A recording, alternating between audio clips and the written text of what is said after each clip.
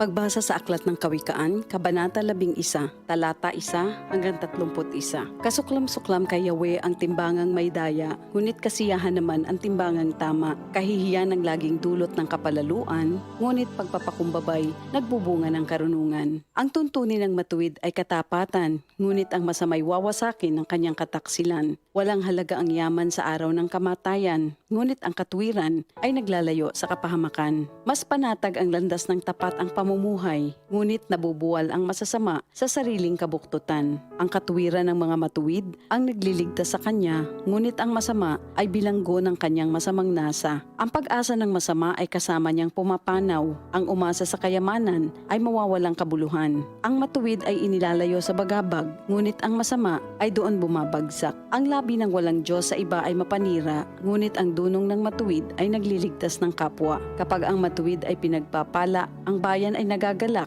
ngunit higit ang katuwaan kapag ang masamay napapahamak. Dahil sa salita ng matuwid, ang bayan ay tumatatag, ngunit sa kasinungalingan ng masama, ang lungsod ay nawawasak. Ang kapos sa kaalaman ay humahamak sa kapwa, ngunit laging tahimik ang taong may unawa. Walang maitatago sa bibig ng madaldal, ngunit ang tunay na kaibigan, iyong mapagkakatiwalaan. Sa kakulangan ng tuntunin ng bansa ay bumabagsak, ngunit sa payo ng nakararami, tagumpay ay tiyak. Ang nananagot para sa iba, sa gusot ay nasasadlak, ngunit ang ayaw gumarantiya ay malayo sa bagabag. Ang babaeng mahinhin ay nag-aani ng karangalan, ngunit ang walang dangal, tambakan ng kahihiyan. Lagi sa kahirapan ang taong tamad, ngunit masagana ang buhay ng isang masipag. Ang taong mabait ay nag-iimpok ng kabutihan, ngunit winawasak ng marahas ang sarili niyang buhay. Anuman ang anihin ng masama ay walang kabuluhan, ngunit ang gawang mabuti ay may pagpapalang taglay. Ang taong nasa matuwid ay makasusumpong ng buhay, ngunit ang landas ng masama ay patungo sa kamatayan. Ang kaisipang masama kay Yahweh ay kasuklam-suklam, ngunit ang lakad ng matuwid kay Yahweh ay kasiyahan. Ang taong masamay di makaliligtas sa kaparusahan, ngunit hindi maaano ang nabubuhay sa katwiran. Ang magandang babae ngunit mangmang naman ay tila gintong singsing sa nguso ng baboy. Anumang nais ng matuwid ay nagbubunga ng kabutihan, ngunit ang mahihintay lang ng masama ay kaparusahan.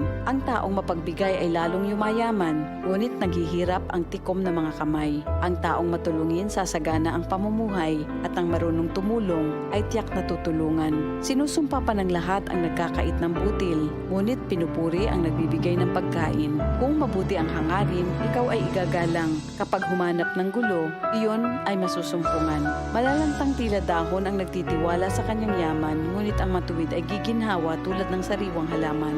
Ang nagpupunla ng gulo sa sariling sambahayan, mag-aani ng problema, gugulo ang pamumuhay. Ang taong mangmang at walang nalalaman ay alipin ng matalino habang siya'y nabubuhay. Buhay ang dulot ng matuwid na pamumuhay, at kamatayan naman ang hatid ng karahasan. Ang matuwid ay ginagantimpalaan dito sa lupa, ngunit paparusahan naman ang mga makasalanan at masasama. Ito ang salita ng Diyos.